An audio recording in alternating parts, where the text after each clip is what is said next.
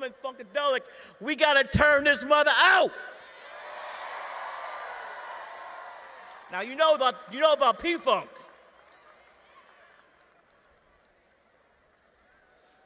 We have to approach this like everything is on the line. I'm not exaggerating. This is a life and death situation. We got to wake up. You can't hear me.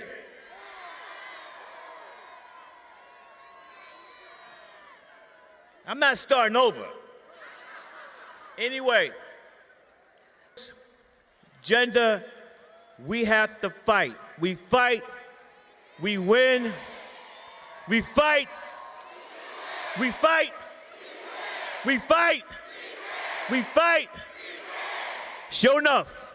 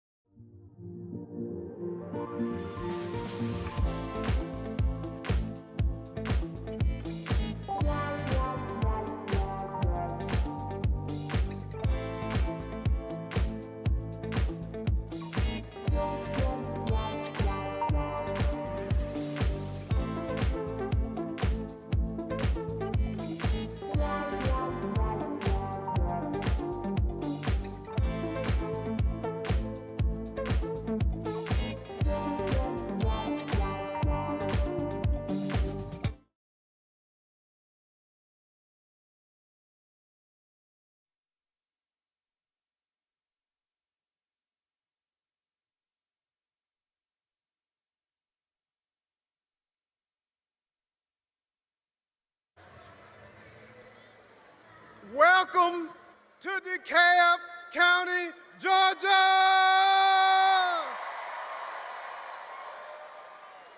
Before I say one more word, I want to make one thing perfectly clear.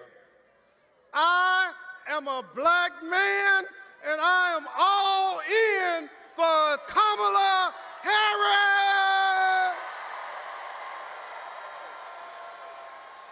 I want all the men to join with me and say, vote, vote, vote, vote, vote, vote, vote, vote, vote. All right, give yourselves a hand. My name is Michael Thurman, and I was born and raised right here in the state of Georgia. I am proud to call the Peach State my home.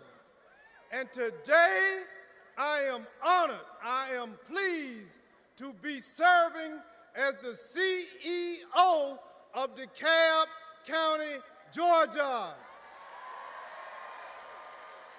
DeKalb is one of the bluest, most democratic counties in the United States of America. Like many of you, I have had opportunities in my life presented to me. I stand here today as a living testament to the power of prayer and hard work.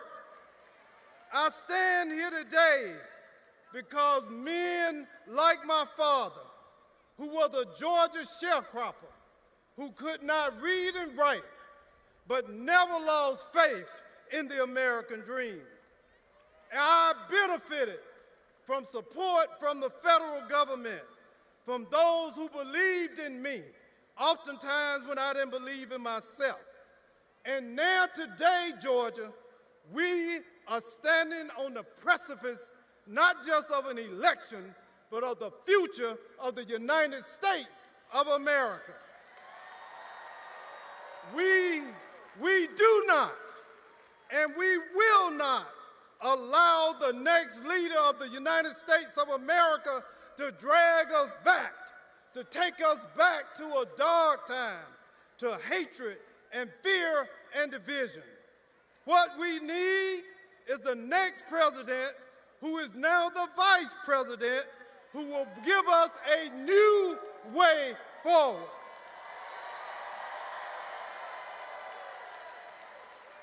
We know that Vice President Kamala Harris knows the good things that America can do. She's not locked in negativity and misogyny. She believes in America, and she believes in the American dream. With her leadership, we will praise a path that is a new way forward for this nation. She will work hard for working people, for working families. She will create new opportunities for black men and white men and brown men. She will create a new America that will embrace all of us and not turn away from us. Say no to Donald Trump. Say no to hatred. Say no to division. Say no to hatred. Say no to say no, no, no, no, no, no, no, no, no. So I'll leave you with this. Polls don't vote, but we do. I need you to go to early vote. I need you on election day.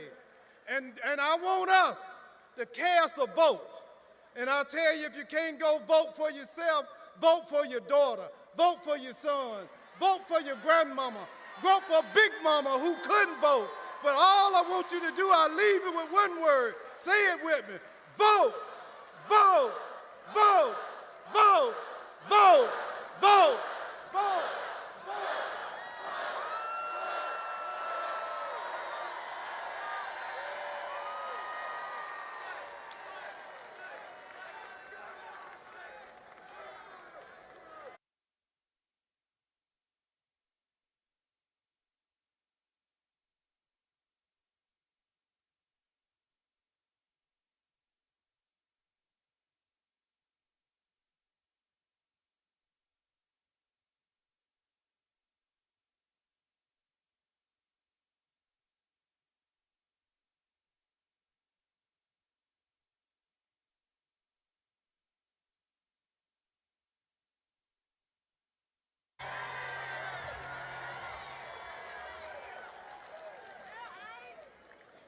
What's up, everybody? Man, it's good to be at home in Georgia's 4th Congressional District. Welcome, everybody. So proud to honor our Vice President, who's soon to be our next president, Kamala Harris, right here in Clarkston, Georgia. You know, it's no mistake that Vice President Harris is coming to Clarkston, Georgia, the Ellis Island of the South is what it's called, a refugee resettlement hub, 50 different countries represented, at least, here among the people of this district. And those are hard-working people. These are our brothers and sisters, our neighbors. They are our police officers and firefighters and teachers. They are our researchers. They are our doctors. They are who we are. They are part of the fabric of America, and I'm happy to represent them. My name is Hank Johnson, and it's so great to be with you tonight. Georgia is the beating heart of the civil rights movement. From Martin Luther King Jr. to the late Congressman John Lewis. We've been on the forefront of the fight for freedom. In 2020, after decades of tireless organizing and grassroots efforts, you and I, we flipped Georgia. We flipped Georgia blue for the first time in nearly 30 years. And then we did it again. We sent Senator Raphael Warnock and the first black senator from Georgia, senior pastor of the exact same church where Martin Luther King Jr. preached. And we also elected Senator John Ossoff, the Peach State's first Jewish senator. Sent them both to Washington and delivered a Democratic majority. And you know what? We're going to do the same thing again on November 5th. Georgia, we know what's at stake. On January 6th, we saw that Donald Trump cares more about his own power than he does about our democracy. It is essential, don't boo, vote, to borrow, that's what my friend Barack Obama likes to do. But it's okay to boo sometime. It's essential, ladies and gentlemen, that we elect a leader who will uphold our democratic institutions and fight for our future and fight for our freedoms. And that leader is Vice President Kamala Harris. As president, she will protect the Affordable Care Act from all kinds of concepts. And as president, she will work to restore reproductive freedom for all Americans.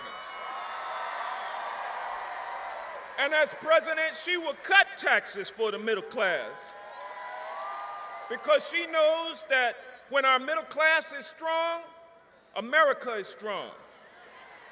And as president, Kamala Harris will sign the John Lewis Voting Rights Act into law. So Georgia, our vote makes a real difference. As Congressman Lewis said, we need to get in trouble. Necessary trouble. Good trouble. To help redeem the soul of America. So Georgia, y'all ready for some good trouble? Let's get in some good trouble now. Let's vote, vote, vote, vote, vote, vote, vote.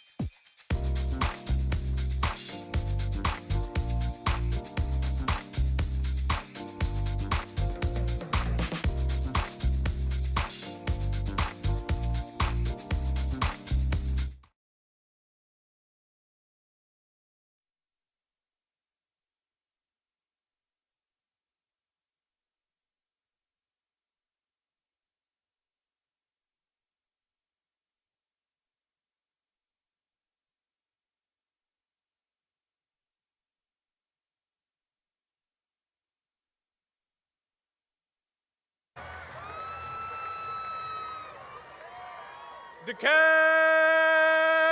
County.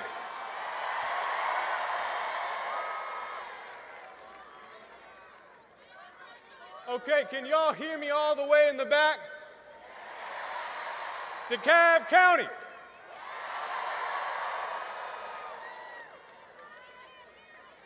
DeKalb County President Barack Obama is in the building.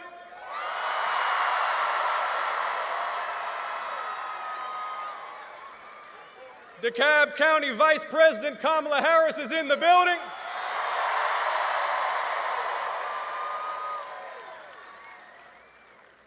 Now, you all saw she did a town hall last night. She did a great job. You know, it was supposed to be a debate. But Big Bad Donald lost the last one so bad he chickened out.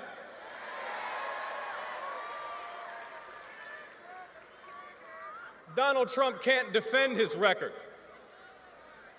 Can Donald Trump defend overturning Roe v. Wade? Can Donald Trump defend calling killed, wounded, and captured American service members suckers and losers? Can Donald Trump defend raising a violent mob that assaulted the United States Capitol? My goodness. My goodness. What has happened to the GOP? See, there's a reason that the team behind Kamala isn't just Democrats, it's independents, it's Republicans, it's Americans. Shoot, it seems like it's just about Donald Trump's entire former White House staff. But think about this. Think about this, Clarkston. John Kelly, a former Marine Corps general, Donald Trump's top aide in the White House. He says Trump, quote, has nothing but contempt for our democratic institutions, our Constitution, and the rule of law. That's the man who worked most closely for Donald Trump when Donald Trump was in the White House. General Kelly said that Trump longed for generals like Adolf Hitler had.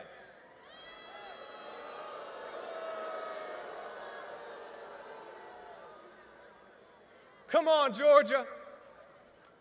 This man is no good, bad news, and it's up to us to stop him. DeKalb County, are you ready to elect Kamala Harris for next President of the United States?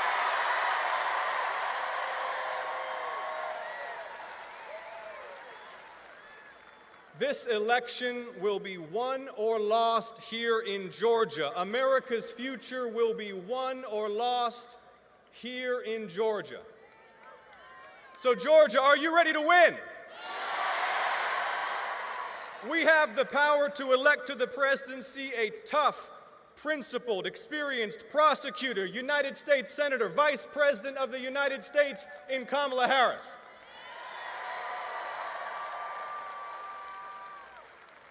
You know, as Vice President, she helped shepherd the infrastructure law through the Senate to pull out lead pipes and expand broadband. She cast the deciding votes to supercharge manufacturing in Georgia and to fight climate change, to cap the cost of insulin for seniors, to negotiate lower drug prices through Medicare, and she's ready to keep fighting for us. The other guy only fights for himself. And DeKalb County, I'm glad to see you here. I'm glad to see you here. You look beautiful, by the way. You look beautiful. I'm glad to see you here, but for these next few days, we also need you out there, knocking on doors, making phone calls, making sure your cousin and your neighbor vote, and your cousin's neighbor and your neighbor's cousin vote. You hear me, DeKalb County?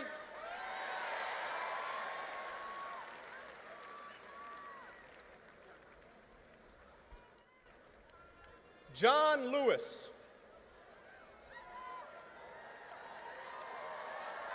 Congressman John Lewis.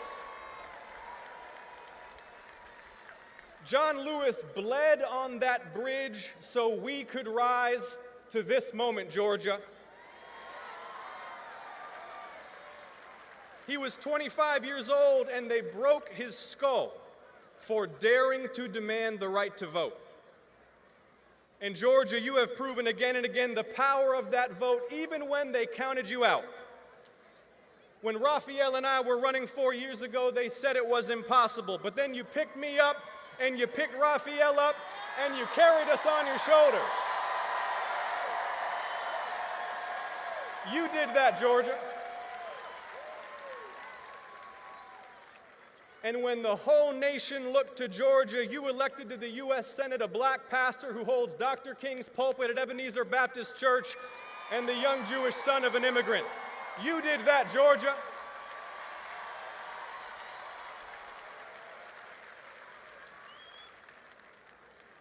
Well, Georgia, now the whole nation looks to us again.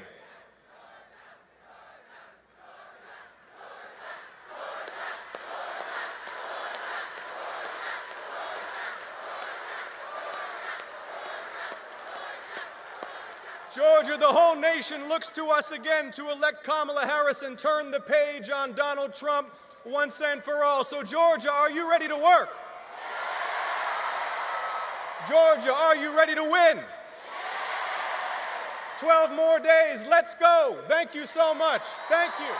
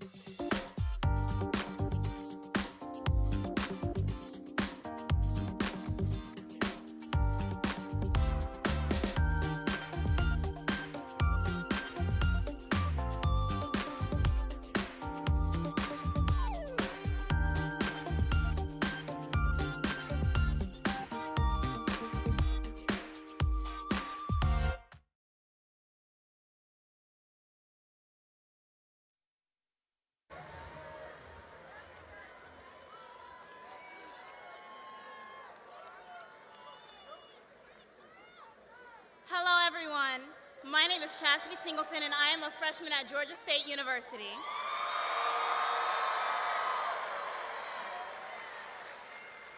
This week, I was proud to vote for the very first time, and it's the greatest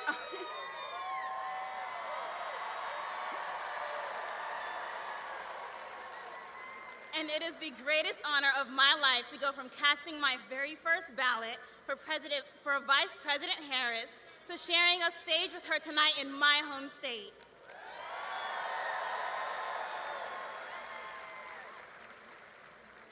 I have always understood the importance of service. Service to my church, service to my community, and to my neighbors.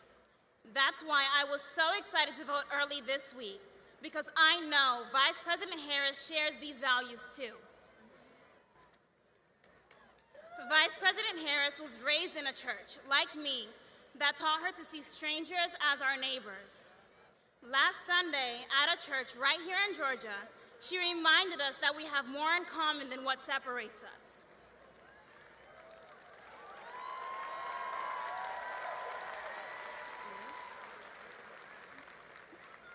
The Vice President has worked for the people her entire career, and now she's fighting for a new way forward for young people like me and folks across the country so that we can not just get by, but get ahead. She's fighting to earn the burden of student debt. She's fighting to protect our basic reproductive freedom. She's fighting to lower housing costs and make it easier for young people like me to get a jump start.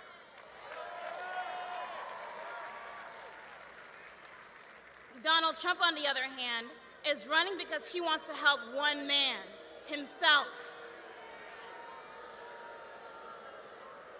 But Georgians won't let our country go back. 16 years ago, our country chose hope.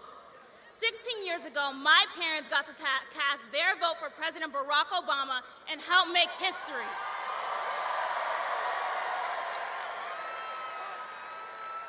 Now, I am proud to be playing a part in helping make history when we turn Georgia blue again and send Vice President Harris to the White House.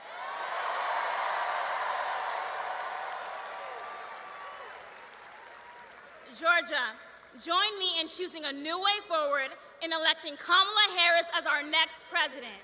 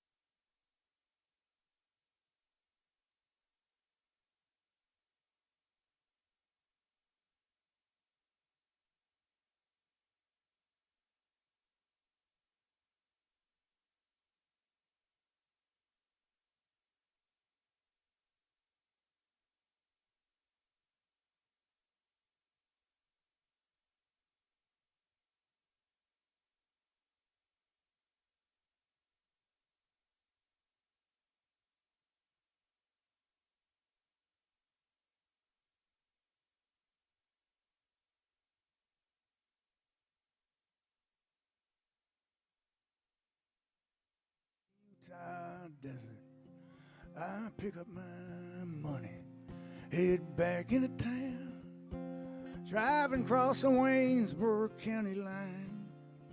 I got the radio on, and I'm just killing time, working all day in my dad's garage, driving all night, chasing some mirage.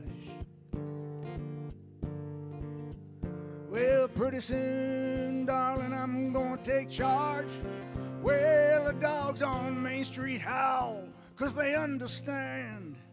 If I could take one moment into my hands, mister, I ain't a boy, no, I'm a man, and I believe in the promised land. Done my best now to live the right way. I get up every morning and go to work each day. But your eyes go blind and your blood runs cold. Sometimes I feel so weak, I just want to explode. Explode and tear this whole town apart. Take a knife and cut this pain from my heart. Find somebody itching for something to start. Well, the dogs on Main Street howl, 'cause they understand. If I could take this moment into my hands, mister, I ain't a boy, no, I'm a man, and I believe in the promised land.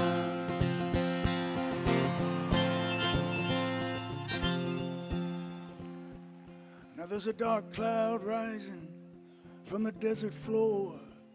I packed my bags and I'm headed straight into the storm.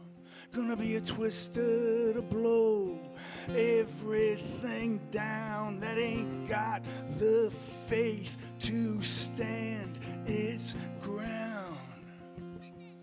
Blow away the dreams that tear you apart. Blow away the dreams that break your heart.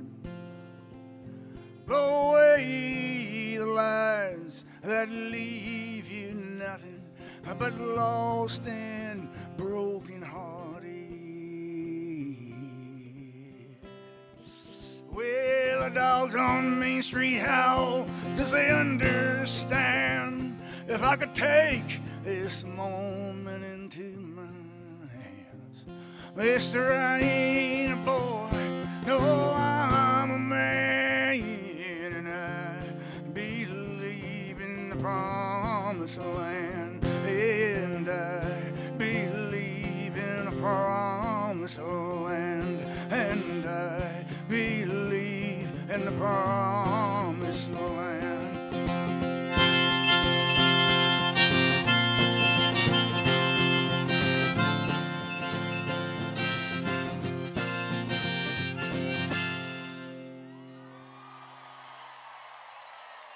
Thank you.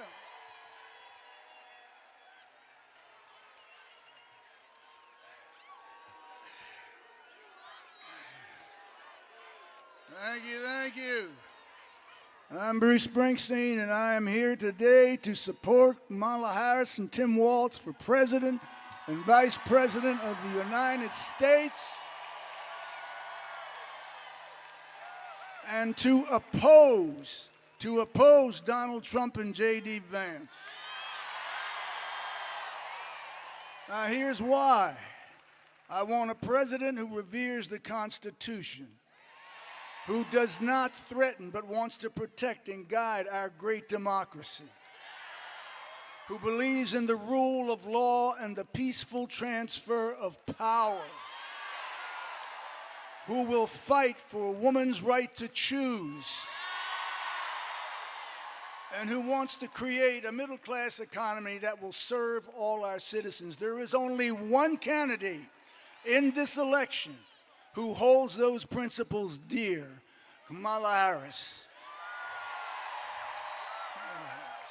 She's running to be the 47th President of the United States. Donald Trump is running to be an American tyrant. He does not understand this country, its history, or what it means to be deeply American. And that's why November 5th, I'm casting my vote for Kamala Harris and Tim Walz. I urge all of you who believe in the American way to join me. Thank you. This is land of hope and dreams.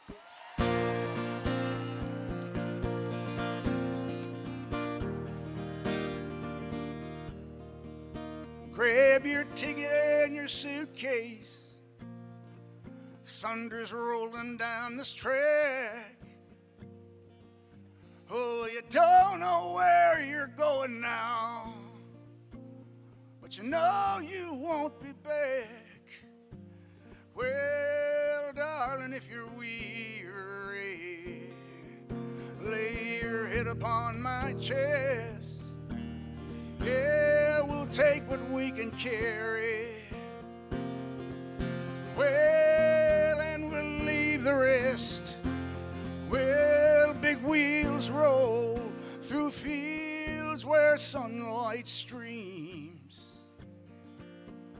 Oh, meet me in a land of hope and dreams.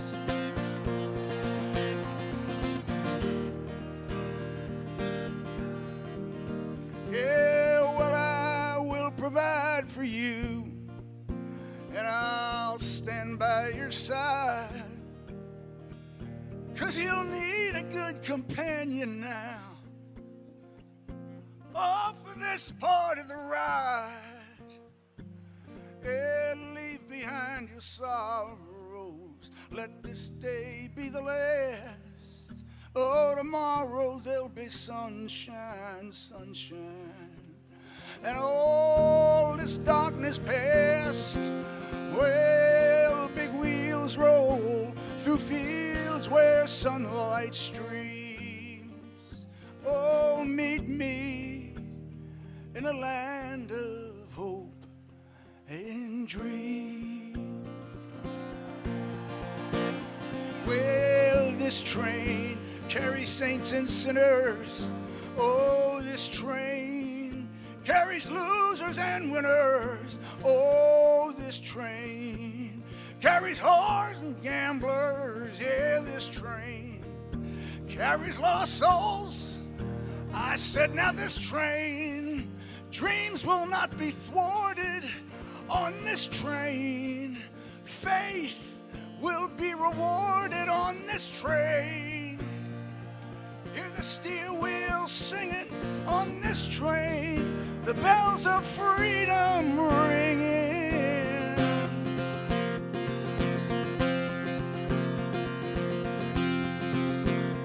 Well, big wheels roll through fields where sunlight streams.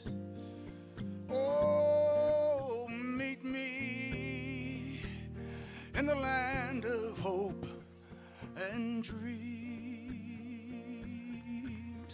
Oh, meet me in a land of hope and dreams.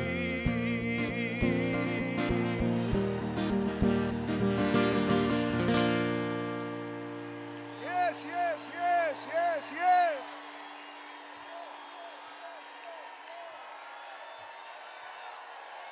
All right. Now it's time for some entertainment. Here we go.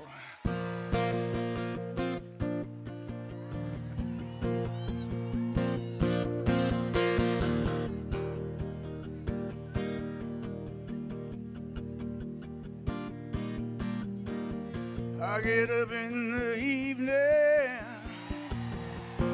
and I ain't got nothing to say. Come home in the morning, I go to bed feeling the same way. I ain't nothing but tired. Man, I'm just tired and bored with myself. Hey there, baby. I could use just a little help now. You can't start a fire. You can't start a fire a spark.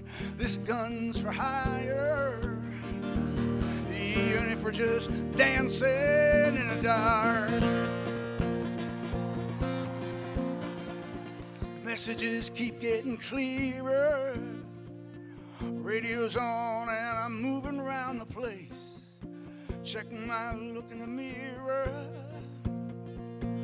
Wanna change my clothes, my hair, my face. Man, I ain't getting nowhere. Just living in a dump like this, there's something happening somewhere. Baby, I just know there is. You can't start a fire. You can't start a fire without a spark. This gun's for hire. Even if we're just dancing in the dark. Sit around getting older. There's a joke here somewhere and it's on me. Shake this world off my shoulders. Come on, baby, have a laugh on me. Stay on the streets of this town and they'll be carving you up all right. Say you gotta stay hungry. Well, I'm just about starving tonight. I'm dying for some action. I'm sick of sitting around here trying to write this book. I need a love reaction. Come on now, baby, give me just one look. You can't start a fire sitting around crying over a broken heart. This gun's for hire. Even if we're just dancing in the dark, you can't start a fire. Worrying about your little world falling apart. This gun's for hire. Even if we're just dancing in the dark.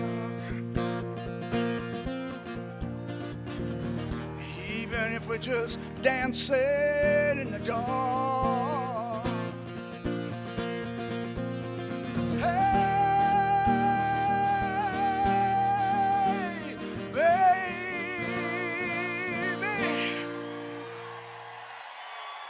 Thank you, Atlanta. Kamala Harris and Tim Walz for President and Vice President. Get out there and vote.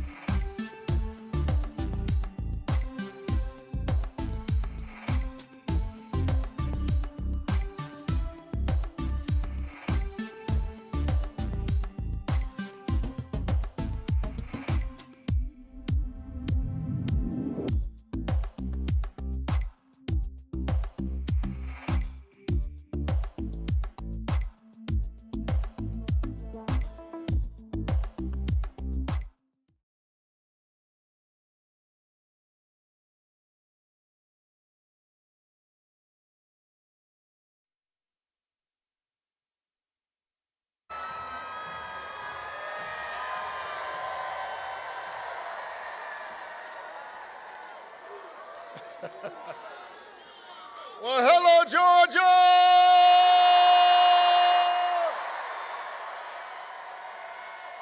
Wow! Well, listen, I just landed on a plane back from Battleground, Pennsylvania, but I had to get back to Georgia to welcome the next President of the United States of America, Kamala Harris, and the next Vice President of the United States, Tim Walz, to Battleground, Georgia.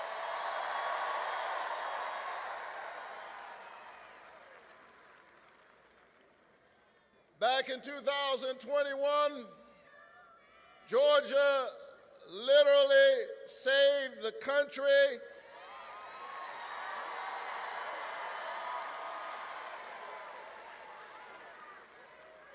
and in my best Georgia accent and way, let me say that we're fixing to do it again.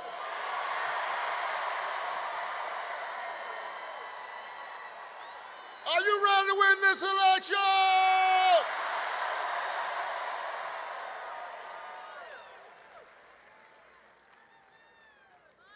Hear me tonight. I know that we are in the midst of a political election. But hear the pastor tonight when I say to you that this is more than an election, it is a moral moment in America.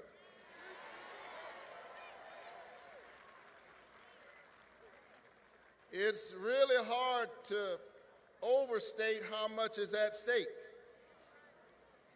Here's the thing, we already know who Donald Trump is. That's not what this election is about. It's about who are we.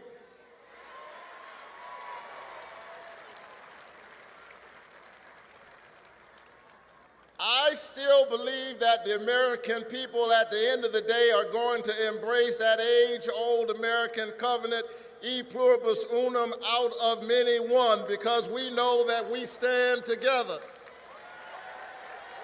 that we are connected, that we need each other, that we need our neighbors, that there are not enemies within. We may have differences of opinion.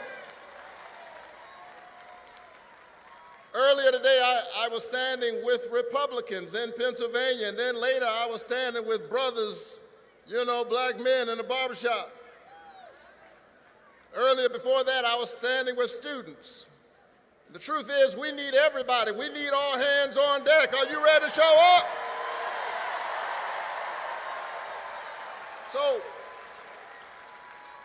So let me defy Baptist gravity and be brief. There's a lot of talk these days about what black men are going to do. Let me speak to that for just a moment.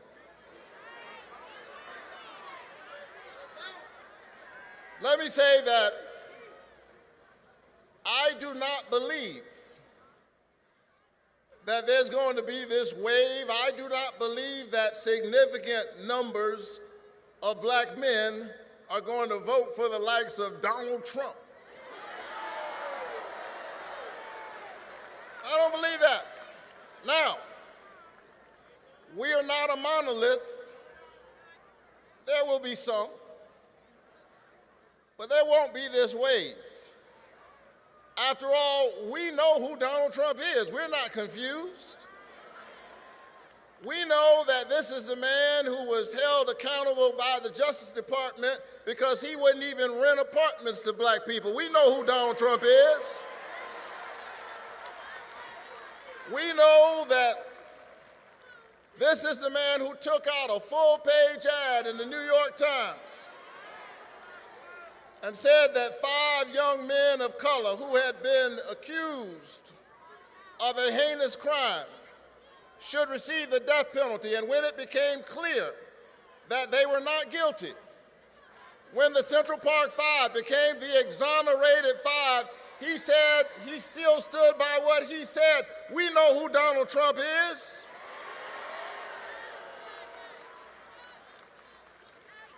This is the man who entered into the political arena on a racist birther lie that the first African-American president was not born here. We know what he was up to. He was trying to say, you're not one of us. But I believe that the American people will reject this hatred, will reject this bigotry. We understand that we are one people. Are you ready to stand together and win this election? Are you ready to stand on behalf of truth and righteousness and justice?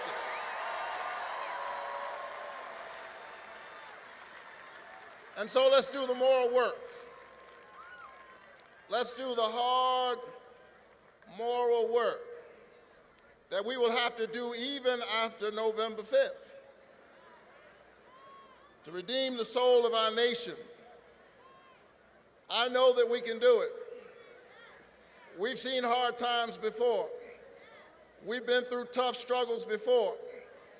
But I believe that we will get this done. Now, there are times when I grow weary. All of this hate,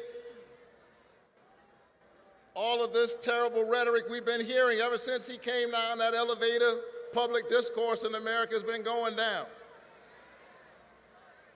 And every now and then I grow weary, and when I grow weary, I look up, and because I'm a preacher, I'd love to tell you that I see something profound in the heavens. But all I really see is birds flying by. But I like to see geese fly. Why? Because geese fly in a V formation. And the one out front who is getting all the glory and all of the sunlight, the wind on his face, believe it or not, the one out front is actually working the hardest. But what I like about geese is that when the one out front finally gets tired, he just moves further back in the formation, and when he moves back, she moves up and takes his place.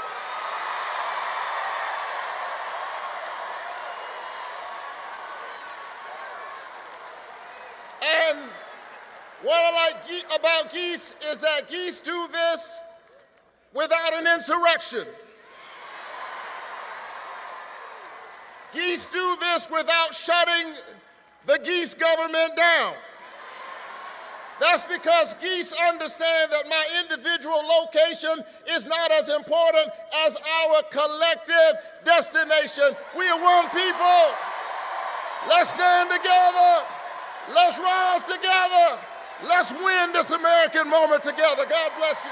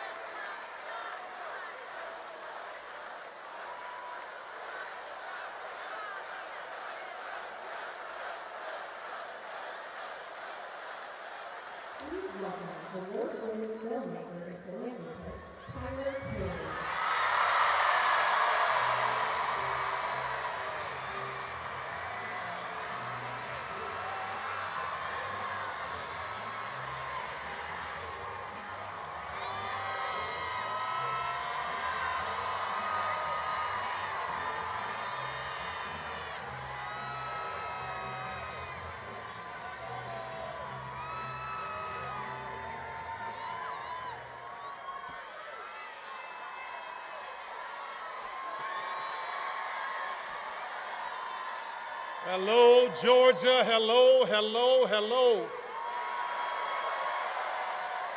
I got to tell you, I've been a resident here for a little more than 30 years, so I know a few things about Georgia.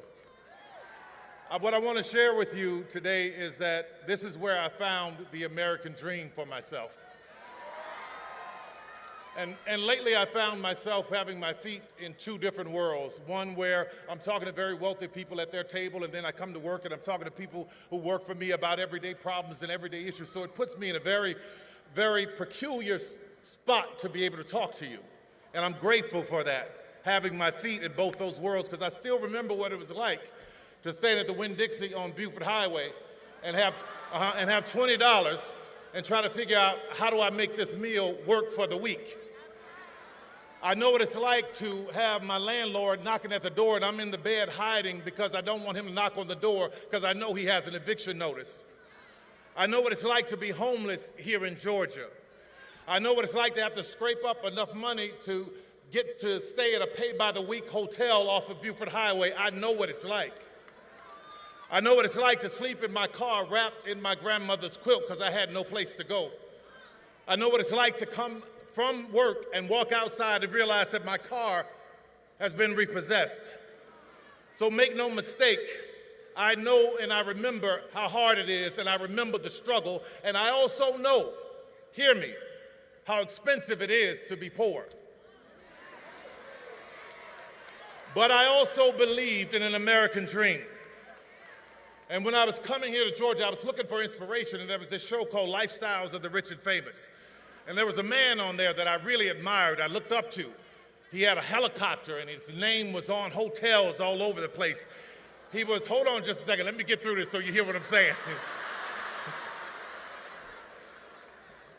Young black men admired him because his name was in rap lyrics. So when I first started making a little money, the first thing I did was checked into the Trump Hotel because I wanted to feel that specialness. But then I started to do my research. Research is important. Truth is important. Facts are important. I found out about a discrimination lawsuit against he and his father because they didn't want people like me in their building. I found out about him taking a full-page ad out on young black men in the New York Times. I found out about the birther lie. We all heard it, saying that Barack Obama was not born in this country. There are undertones there and there are echoes there that we all had to pay attention to.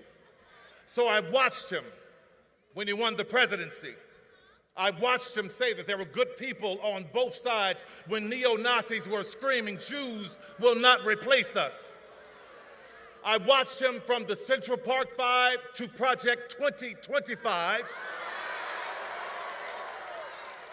And what I realized is that in this Donald Trump America, there is no dream that looks like me. We want a president who believes that this American dream is for everyone. And that president is Kamala Harris.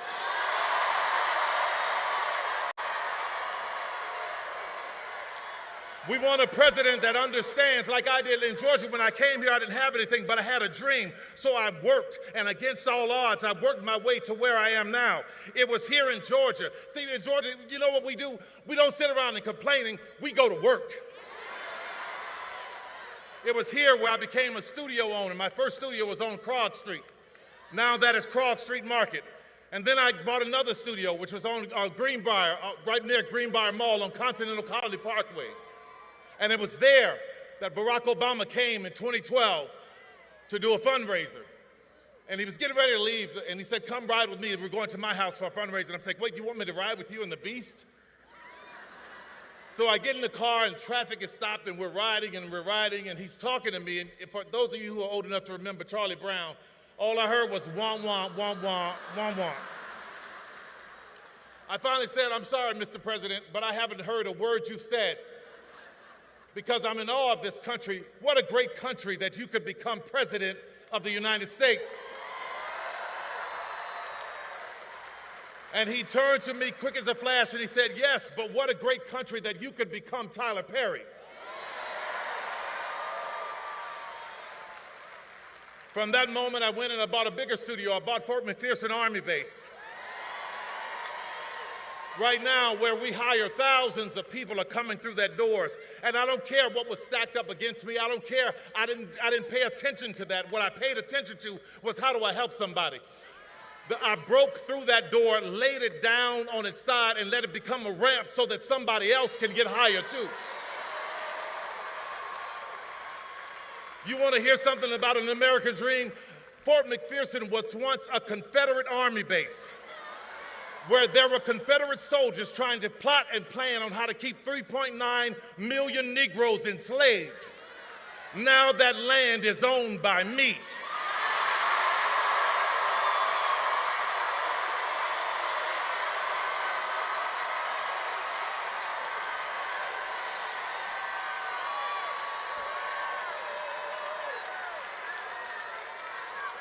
Let's talk about an American dream.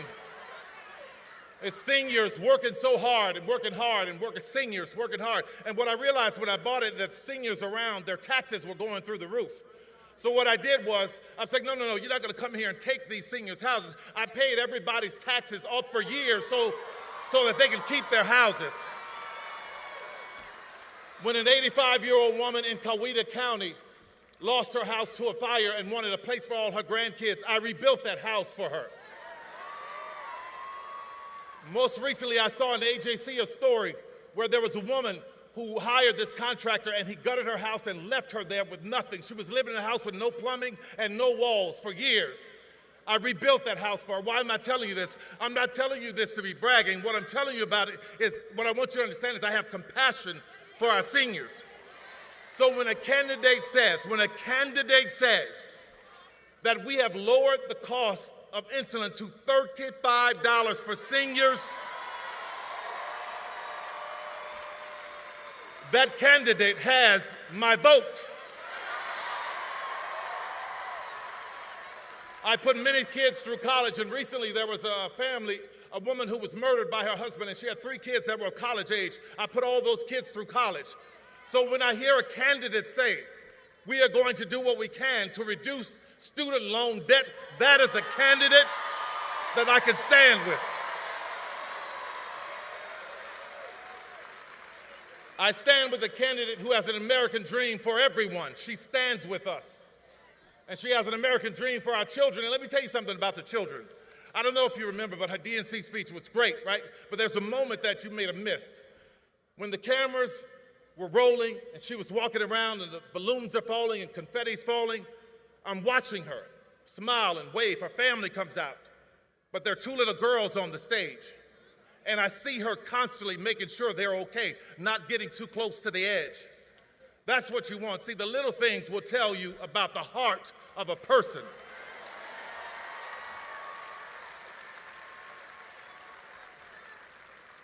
In that speech, she talked about how we have more in common than what separates us. So, Georgia, I want to put that to the test. I didn't have a father who gave me millions of dollars to start a business. Did you? Didn't think so.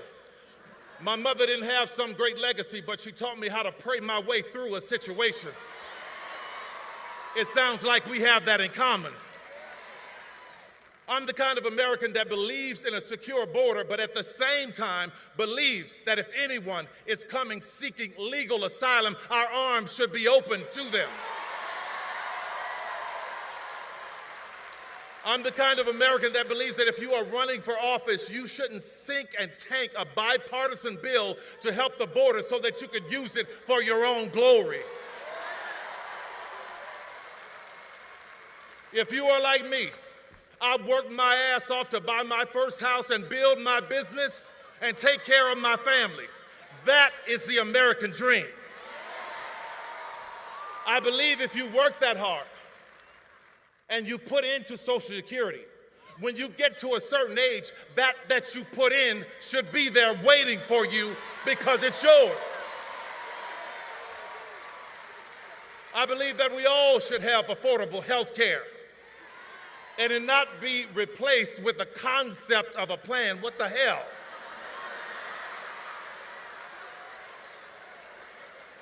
I'm the kind of American that believes that no matter what your party, we ought to be able to sit down and have civil conversation so that we can work toward a solution, the same as I do with our governor, Brian Kemp. I'm the kind of man that believes that the government nor a man should be telling a woman what she can and cannot do with her body.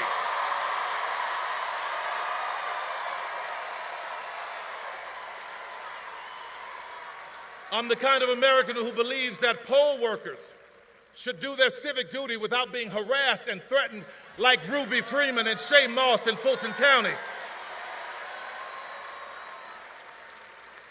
And I am not the kind of American that glories in, enjoys, laughs at, or celebrates an 80-year-old man being hit with a hammer because his wife is in politics and you don't agree with her.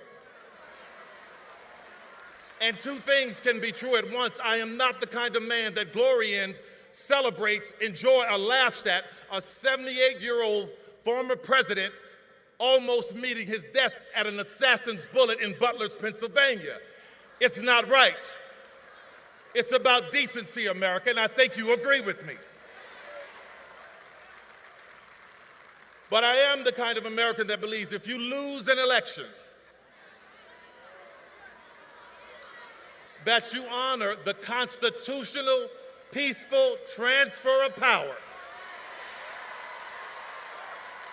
And judging by your reaction, I believe Kamala is right. We have more in common than what separates us.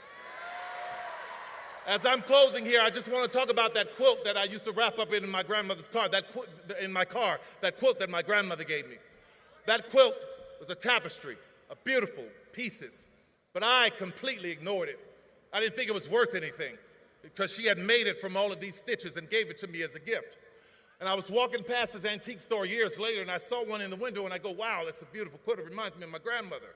So I walk in, I talk to the lady. She started explaining to me that each patch in that quilt was worth this and meant this because of the woman who made it. So when I think about America, I think about my grandmother's quilt. We are all shapes, sizes, and colors, but we are one.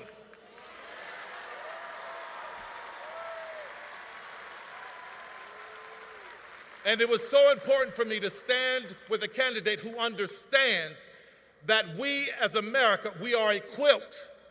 And I could never stand with a candidate who wants America to be a sheet.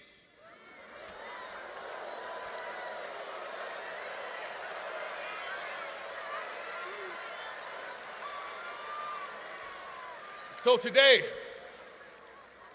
I voted for Kamala Harris.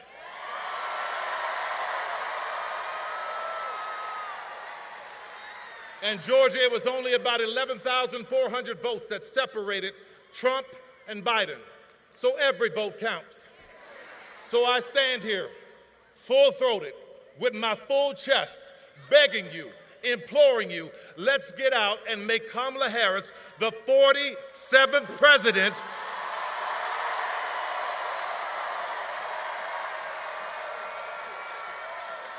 of the United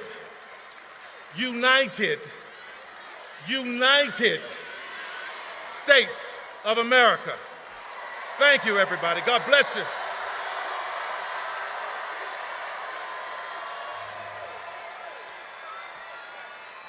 I'm done with all I have to say except one thing. That man who was in the beast with me,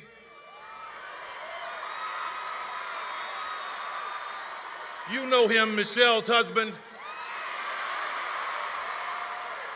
One I've always admired and looked up to, and I'm glad to be able to say this. Ladies and gentlemen, the 44th President of the United States, Mr. Barack Obama.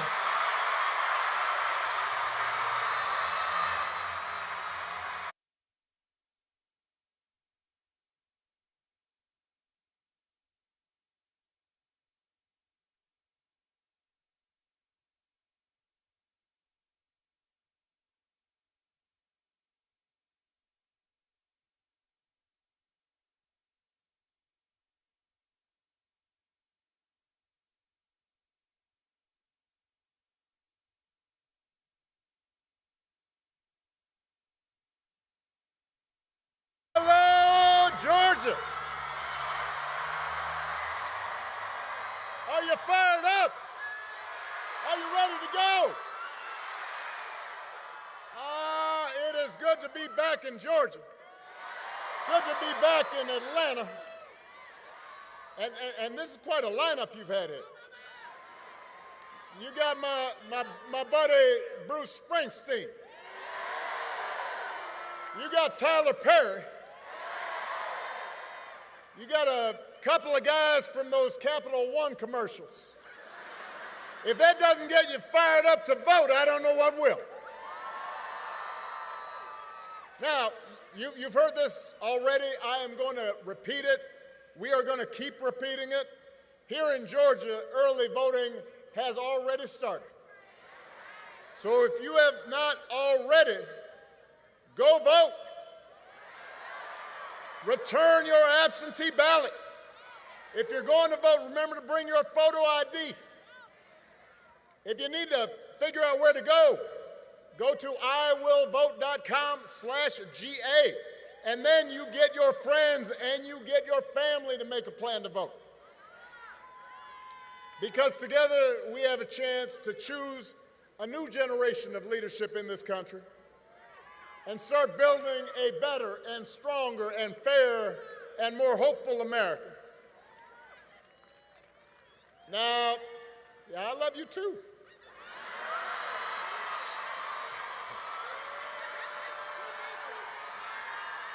Now we know this election is going to be tight because a lot of Americans are still struggling. As a country, we've been through a lot. As a country, we've been through a lot over the last few years. We had a historic pandemic that wreaked havoc on communities and businesses. And then disruptions from the pandemic caused price hikes that put a strain on family budgets. And people feel like no matter how hard they work, sometimes it feels like they're just treading water. So I get why people are looking to shake things up. What I cannot understand is why anybody would think that Donald Trump will shake things up in a way that is good for you, because there is absolutely no evidence that this man thinks about anybody but himself. I've said it before. Donald Trump is a 78-year-old billionaire who has not stopped whining about his problems since he rode down that golden escalator 9 years ago. And when he's not complaining, when he's not sending out crazy tweets, he's trying to sell you stuff. He's trying to sell you gold sneakers, trying to sell you a $100,000 watch, trying to sell you a Trump Bible, wants to sell you the Word of God, Donald Trump edition. Got his name right there next to Matthew and Luke. Now, you cannot make this stuff up. If this was on a Saturday Night Live skit, you'd say, well, no, that's crazy. But he's doing it because all he cares about is his ego, his money, his status. That's his mindset. Those are his intentions. And then there's the question of his competence. I mean, have you seen Donald Trump lately? He out there giving 2-hour speeches, just word salad. Said the other day, January 6th was a day of love, he said that. Like it was Woodstock or Coachella. If your grandpa was acting like this, you'd call up your brother, call up your cousin, you say, hey, have you noticed Grandpa? He acting kind of funny right now. But here's the interesting thing, is he acts so crazy and it's become so common that people no longer take it seriously. I'm here to explain to you, just because he acts goofy does not mean his presidency wouldn't be dangerous. And you do not have to take my word for it. Lately, some of the people who know Donald Trump best have been saying in no uncertain terms that he should not be president again. The other day, General John Kelly, Donald Trump's former chief of staff, said that Trump told him he wanted his generals to be like Hitler's generals. Now, don't boo, vote. Now, I want to explain that in politics, a good rule of thumb is don't say you want to do anything like Hitler. You know, that's just good political advice. But it is useful because it gives us a window into how Donald Trump thinks. And John Kelly isn't the only one saying this. Two of his defense secretaries, people who worked for him, said the same thing. His chairman of the Joint Chiefs of Staff, that is the top of the top brass in our military, said he is dangerous. Now, I happen to know John Kelly and Mark Miller. They served under me when I was commander-in-chief. These are serious people. This is a decorated soldier and Marine who served in battle. They are not, quote-unquote, woke liberals. They are people who have never, in the past, even talked about politics because they believe that the military should be above politics. But the reason they're speaking up is because they have seen that in Donald Trump's mind, the military does not exist to serve the Constitution or the American people. He doesn't see being commander-in-chief as a solemn, sacred responsibility, just like everything else. He thinks the military exists to do his bidding, to serve his interests. He said if he's elected, he'll use that military to go after, quote, the enemy within, which he defines as anybody who criticizes him or refuses to bend the knee. He can't handle that. And unlike last time, unlike the first time, he won't have people like John Kelly around to stop him. He'll be surrounded by people who are just as loony as he is and who will let him do what he wants. And so my question to you, Georgia, is how is any of that going to help you? We do not need 4 years of a wannabe king, a wannabe dictator running around trying to punish his enemies. That's not what you need in your life. America's ready to turn the page. We are ready for a better story. Georgia, we're ready for a President Kamala Harris.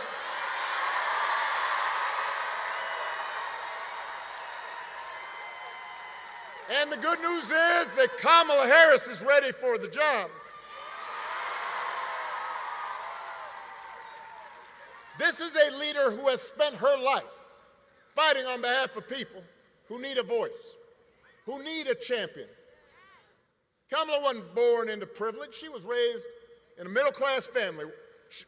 She worked at McDonald's when she was in college to pay her expenses. She didn't pretend to work at McDonald's when it was closed for a photo op. She actually cares what people are going through because she's seen it in her own family, in her own life. As a prosecutor, Kamala stood up for children who'd been victims of sexual abuse. As Attorney General of California, fought the big banks and for-profit colleges, secured billions of dollars for people after they'd been scammed. After the home mortgage crisis, Kamala pushed me and my administration hard to make sure homeowners got a fair settlement. It didn't matter that I was a Democrat, that she had knocked on doors for my campaign in Iowa. She was not going to let anybody stop her from winning as much relief as possible for families who deserved it. So the point I'm making, if you elect Kamala Harris, she will not be focused on her problems, her ego, her money. She's going to be focused on you. She's going to be focused on you. Kamala understands that too many folks here in Georgia and across the country are struggling to pay the bills. Now, I understand wages are steadily growing. Unemployment is low. Inflation is finally slowing. But we all know the price of everything from housing to health care to groceries is still too high. And it hurts. She understands that. The question is, who's really going to do something about it? So Donald Trump's plan is to give another massive tax cut to billionaires and big corporations. Because he was a reality star on The Apprentice, there's some folks who think, well, I don't know, he's a businessman, he must know something about the economy. I've heard people say this, right? I'll talk to them, why would you think about voting for this guy? Well, they're all, well, I remember the economy when he first came in, it was pretty good. Yeah, it was good because it was my economy.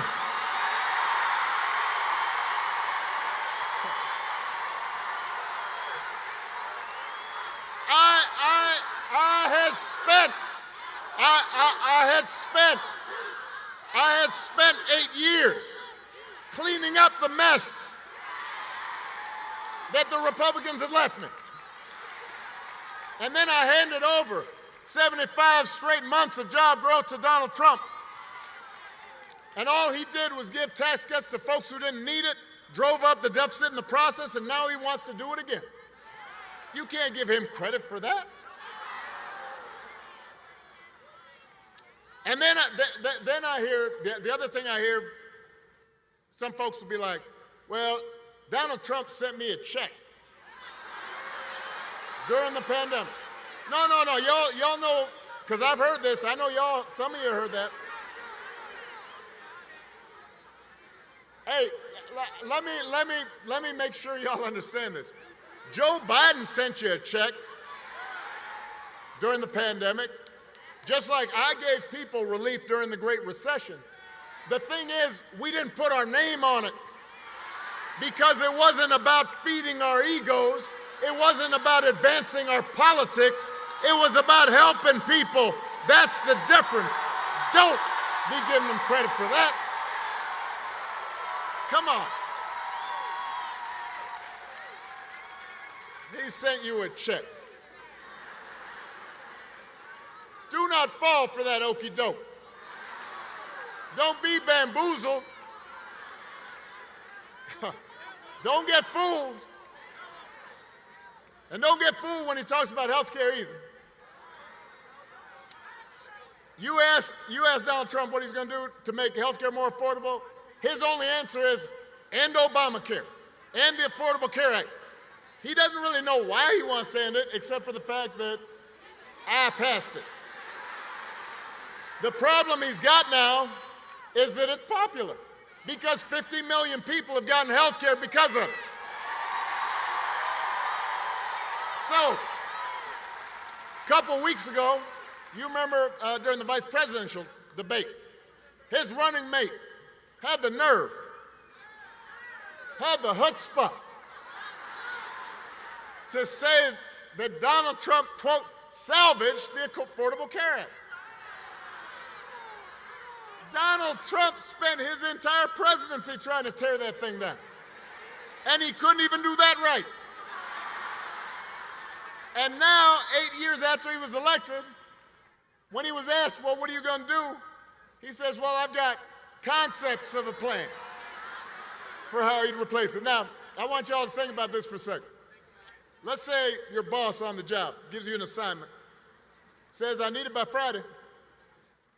Friday rolls around, your boss says, so did you finish that project I asked you to do? And you say, well, I haven't actually started, but I got a concept for a plan.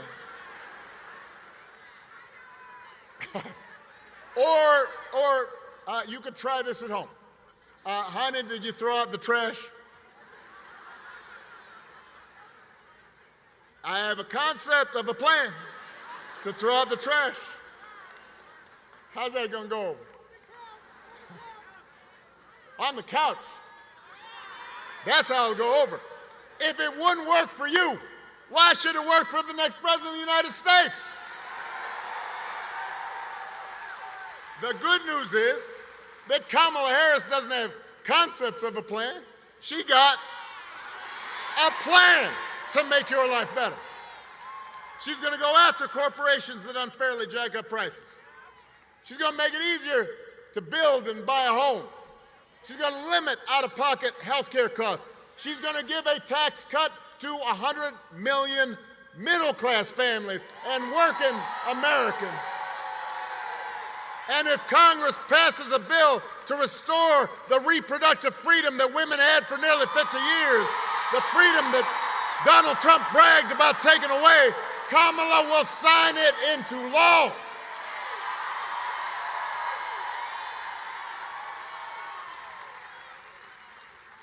It's an example of how elections matter. And I have to say, I get why folks get frustrated with politics. I do too sometimes. I don't watch cable news. Because sometimes I get why people block it out. It just seems like everybody arguing and fussing. But I always tell people, look, politics, it's not going to solve all your problems. No president is going to eliminate poverty in one term or eliminate racism, because those problems are hard. It takes steps, a little bit at a time, but your vote matters because that little bit of a time, that incremental improvement, that adds up. And things can get a little better, or they can get a little or a lot worse. When I was president, we did not solve all problems with our healthcare system, but 50 million people getting health insurance that didn't have it before, that made a difference. You know somebody who has health insurance because of it. And I'm going to give you another example. When I was president, we put together an entire playbook for how to deal with a pandemic, because we had dealt with Ebola, we had dealt with the H1N1 virus. We put together a plan, and we practiced, and we had all the agencies in terms of how you're going to deal with the schools and how we're going to deal with the public health agencies. And we put it all together, and when Donald Trump came in, we gave him that playbook. And he, I guess, dropped it in the dustbin. 3 years later, a pandemic hit. And I want to be fair. Listen to me now. No matter who was president, the pandemic was going to be a huge crisis. People were going to get sick. People were going to die. Businesses were going to close. There'd be travel restrictions. It was a once-in-a-100-year event. But if you look at a country like Canada, the per capita death rate during COVID was 60% lower than it was here in the United States. So you do the math. Over 1 million people died during the pandemic here in the U.S. 60% of over 1 million, that's 600,000 people. That's grandparents. That's aunts. That's uncles, parents, co-workers, friends. Everybody here was touched by it. Some people might have been alive if we had had a competent administration who was paying attention and trying to do things better instead of talking about injecting bleach into your arm. Now, you remember that if somebody tells you, it doesn't make a difference. It will not make things perfect, but it does make a difference. To have somebody who is competent, somebody who sees you, somebody who respects you, somebody who cares about you, somebody who understands your dreams. And you need to remind folks who are still on the sidelines that the election is about more than just policies. It's about values, and it is about character.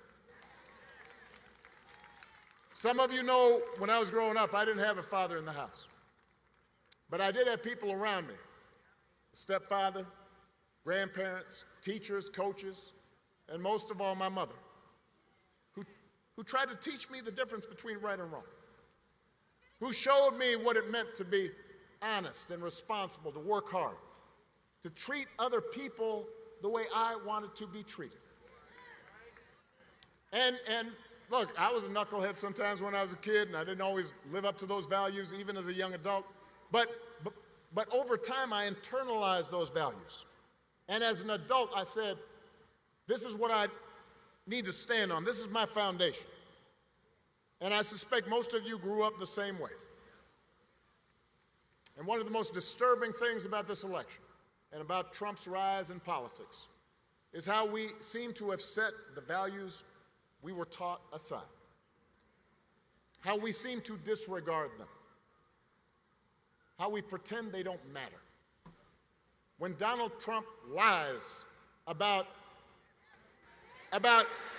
hurricane aid, you've got a hurricane in North Carolina, people desperate, and he and his vice presidential candidate deliberately circulate rumors that that money is being given to illegal aliens, illegal immigrants, as opposed to people who are desperate.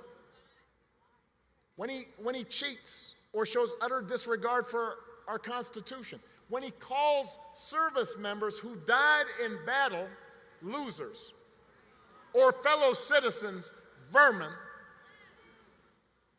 people make excuses for it. They act like it's okay as long as their side wins. And I've noticed this especially with some men who seem to think Trump's behavior is a sign of strength, that macho, you know, I'm going to own these folks, I'm going to put them down. I am here to tell you, that is not what real strength is. It never has been. Real strength is about working hard and taking responsibility and telling the truth even when it's inconvenient. Real strength is about helping people who need it and standing up for those who can't always stand up for themselves. That's what we should want in our daughters and our sons. And that's what I want to see in the President of the United States of America. And the good news is, we've got a candidate to vote for in this election who demonstrates that kind of character, who knows what real strength looks like, who will set a good example and do the right thing and leave this country better than she found it. That is what this election is about. And that is why it is my honor to introduce my friend, the next President of the United States of America, Vice President Kamala Harris.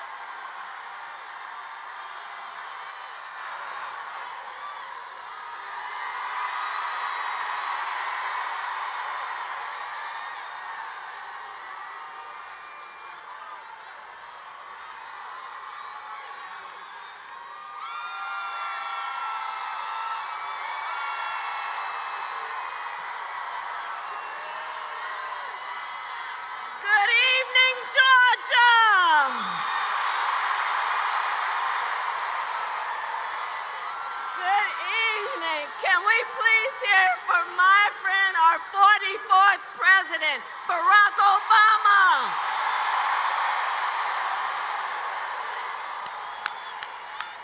Oh, it's good to be back in Atlanta. All right. So, I love you too. I love you too. So you all may know, it was 17 years ago. It was over 17 years ago when I took a trip to Springfield, Illinois. It was a cold February day, and I went there to support this brilliant young senator who was running for President of the United States. And millions of Americans were energized and inspired, not only by Barack Obama's message, but by how he leads. seeking to unite rather than separate us. And that is why in 2007, I went New Year's Eve to Iowa to knock on doors in the snow. And all these years later, Barack Obama, I say to you, your friendship and your faith in me and in our campaign means the world. Thank you, Mr. President. Thank you, Mr. President. And we have some extraordinary leaders with us tonight, and I thank everybody who's here for taking time out of your busy lives to spend this evening together. I want to thank Georgia's congressional delegation, all the local and community leaders who are here with us. Let's please give it up for Samuel L. Jackson, Spike Lee, Tyler Perry, and the great American poet, Bruce Springsteen.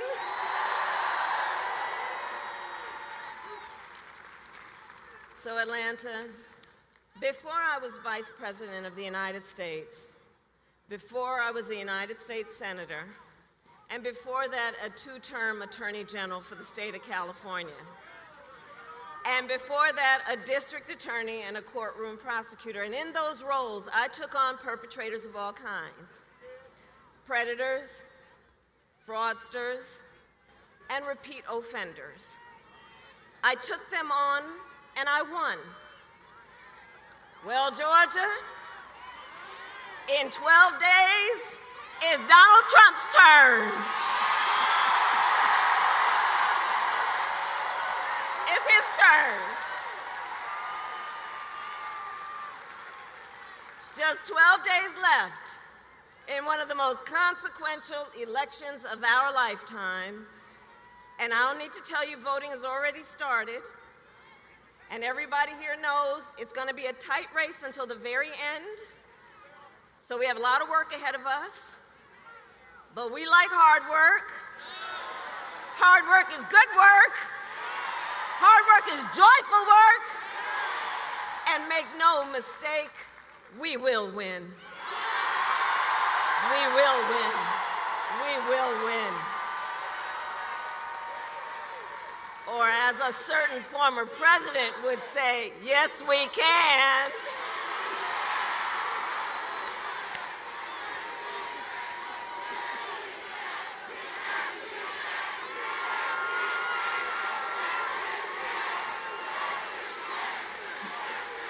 Yes, we will, and yes, we can.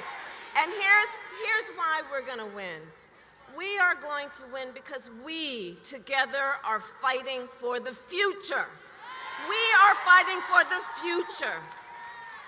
We here understand we have an opportunity before us to turn the page on the fear and divisiveness that have characterized our politics for a decade because of Donald Trump. We have the opportunity to turn the page and chart a new way and a joyful way forward. A way that taps into the ambitions, the aspirations, the dreams of the American people.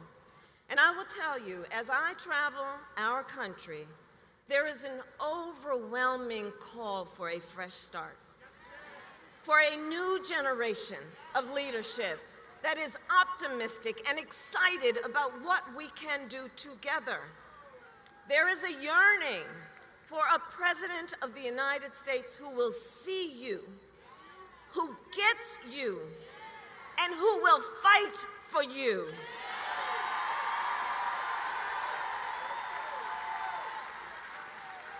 In my whole career, I have put the people before partisanship. I never once asked somebody, are you a Democrat or are you a Republican? Instead, I always asked, how can I help you?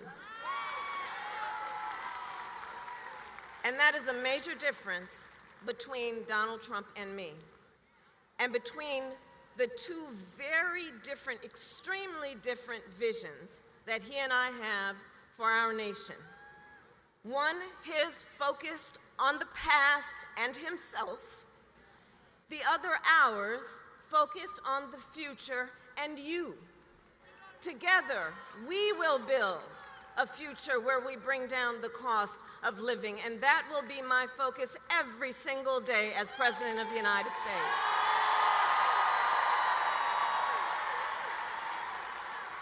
Because look, while inflation is down and wages are up, prices are still too high. You know it and I know it. And unlike Donald Trump, who had $400 million served to him on a silver platter and still managed to file for bankruptcy 6 times, he talks about being a good businessman. Come on.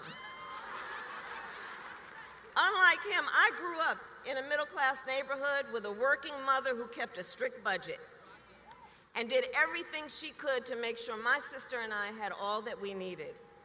I come from the middle class, and I will never forget where I come from. I will never forget where I come from. Which is why my common sense plan will lower the prices you pay on everything from prescription drugs to groceries to housing. On the other hand, Donald Trump will raise costs on you and your families. In fact, independent economists have analyzed our plans and found that mine will cut your costs and strengthen our economy. His will increase inflation and lead to a recession by the middle of next year. These are independent economists, Nobel laureate, prize-winning economists who have reviewed our plans and are very clear. And his agenda is all laid out in Project 2025. A detailed and dangerous blueprint for what he will do if he is elected president. And look, Donald Trump intends to impose a 20% Trump national sales tax on everyday basic necessities, which will cost the average family nearly $4,000 a year. On the other hand, I will take on price gouging, corporate price gouging. I've done it before, and I will do it again.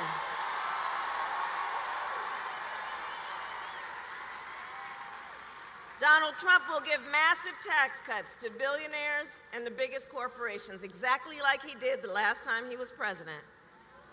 I will give middle-class tax cuts to 100 million Americans, including $6,000 during the first year of a child's life, that will also lift America's children out of poverty.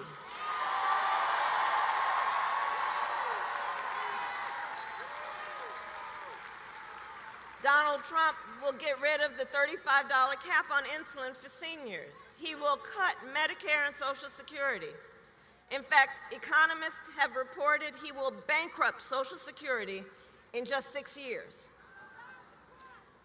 My plan is a plan to support our seniors so that they can grow older with dignity, and so their families, you are not overwhelmed by the cost of home health care. And on top of that, my plan will bring down the cost of housing, cut taxes for small businesses. Where are the small businesses in the house? You are the backbone of America's economy, all of you. And we will lower health care costs because I believe health care should be a right and not just a privilege of those who can afford it.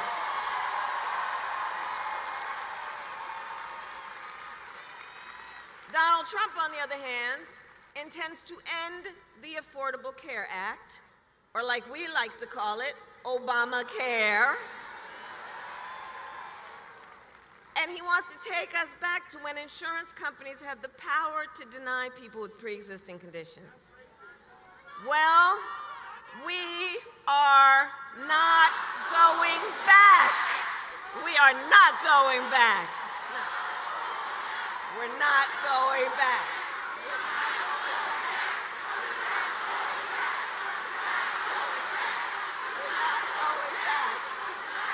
We're not going back. No, we are not. because we will move forward, and it is time to turn the page.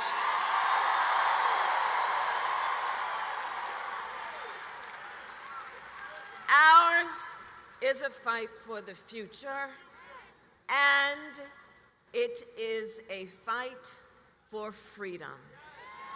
For freedom, like the fundamental freedom of a woman to make decisions about her own body and not have her government tell her what to do. And we remember how we got here. Donald Trump hand-selected 3 members of the United States Supreme Court with the intention that they would undo the protections of Roe versus Wade, and they did as he intended. And now, in America, 1 in 3 women lives in a state with a Trump abortion ban. I don't need to tell the folks here, except for Virginia, in every state in the South, including Georgia, there is a Trump abortion ban. Many with no exceptions, even for rape and incest. And let me tell you, the idea that someone who survives a crime of a violation to their body would be told they don't have the authority to make a decision about what happens to their body next, that is immoral. It is immoral. It is immoral. And everybody here knows one does not have to abandon their faith or deeply held beliefs to agree the government should not be telling her what to do. Not the government. If she chooses, she will talk with her pastor, her priest, her rabbi, her imam, but not the government, not some folks up in a state capitol telling her what to do with her own body. And notice Donald Trump still refuses to even acknowledge the pain and the suffering he has caused. He insists that, quote, everybody wanted for Roe versus Wade to be overturned, which is just a further example of how out of touch the man is. Everybody wanted this. Women are being denied care during miscarriages, some only being treated once they develop sepsis. They didn't want this. Couples just trying to grow their family have been cut off in the middle of IVF treatments. They didn't want this. Women have died because of these bans, including a young mother of a 6-year-old son right here in Georgia. Her family is here with us tonight, and we speak her name, Amber Nicole Thurman.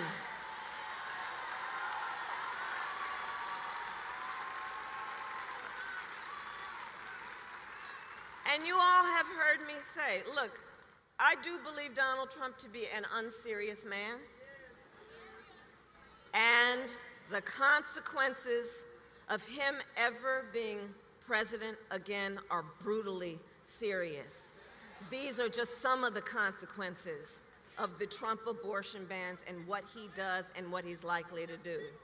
And I pledge to you, when Congress passes a bill to restore reproductive freedom nationwide, as President of the United States, I will proudly sign it into law.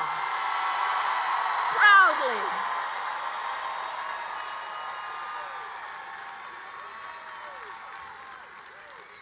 And across our nation, we are witnessing a full-on assault on other hard-fought, hard-won freedoms and rights, fundamental freedoms and rights, like Georgia knows, attacks on the freedom to vote, attacks on the freedom to be safe from gun violence, the freedom to breathe clean air and drink clean water, the freedom to love who you love openly and with pride.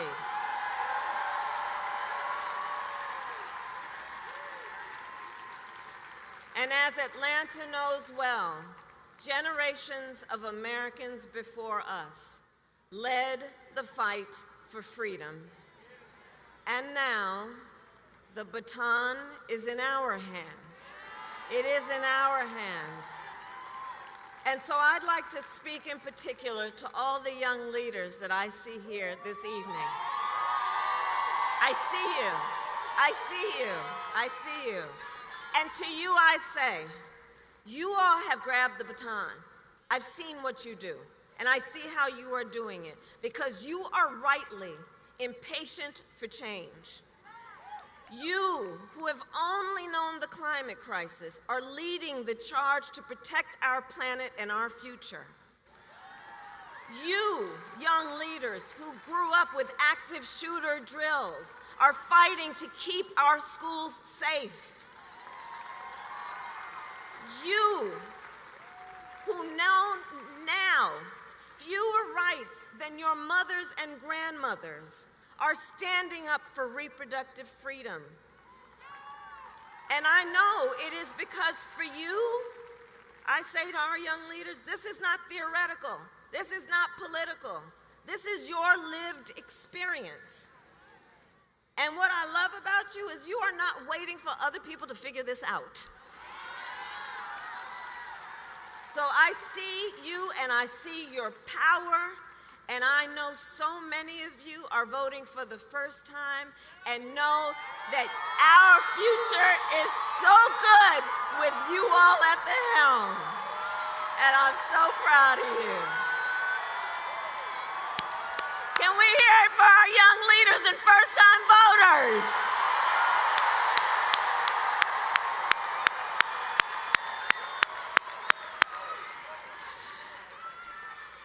So listen, so much is on the line in this election, and this is not 2016 or 2020.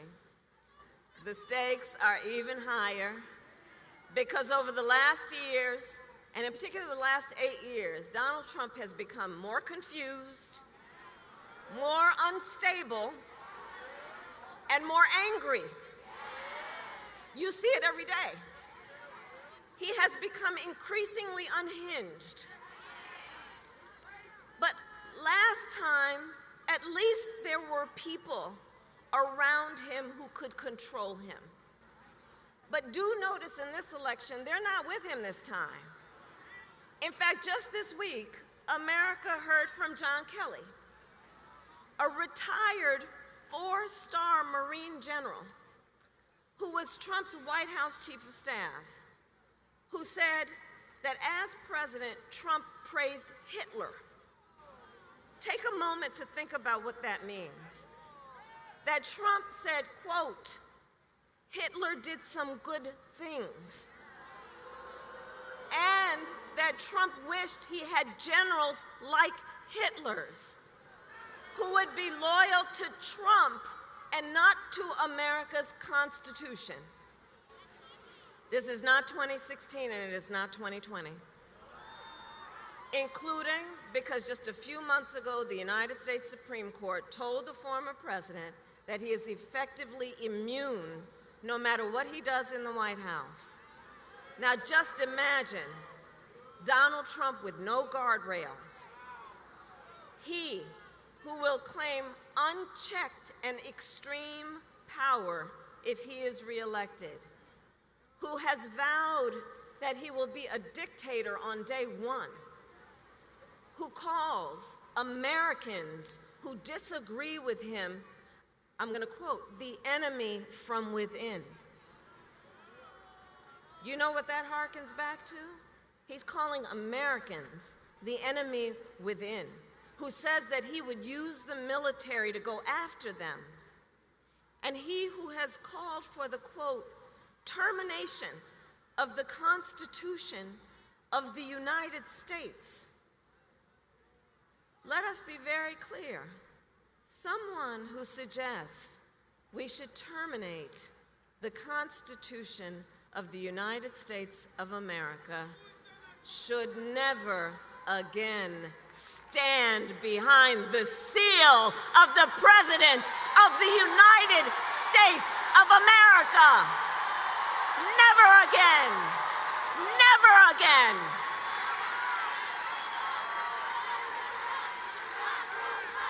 We're not going back.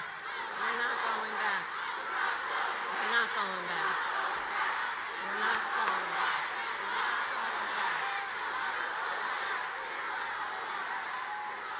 So, America, there is a huge contrast in this election. Just imagine the Oval Office in 3 months. Picture it in your mind. It is either, but there's a choice that everybody has. So let's imagine it for a moment. It's either Donald Trump in there, stewing over his enemies list, or me, working for you, checking off my to-do list. You have the power to make that decision. It is your power. It is your power. So, 12 days. All right. So, okay, we got work to do. Okay, so Georgia, listen, it all comes down to this. We are here together because we know what is at stake. We are here together because we love our country. We love our country. And I do believe it is one of the highest forms of patriotism to fight then for the ideals of our country and to fight to realize the promise of America. That's why we are here. And as the great Congressman John Lewis reminded us, democracy is not a state, it is an act. So Georgia, now is our time to act, and together we will win. We will win. We will win.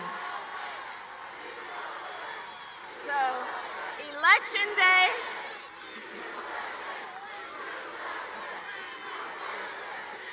So, Election Day is in 12 days, okay? 12 days. And early voting has already started. So, Georgia, we need you to vote early. Please vote early. Go to iwillvote.com to get all the information you might need. Because, folks, the election is here. It is here. It is upon us. And the choice is truly in your hands. Your vote is your voice. And your voice is your power. So, Georgia, I ask you, are you ready to make your voices heard? Do we believe in freedom? Do we believe in opportunity? Do we believe in the promise of America? And are we ready to fight for it? And when we fight, we win. God bless you, and God bless the United States of America.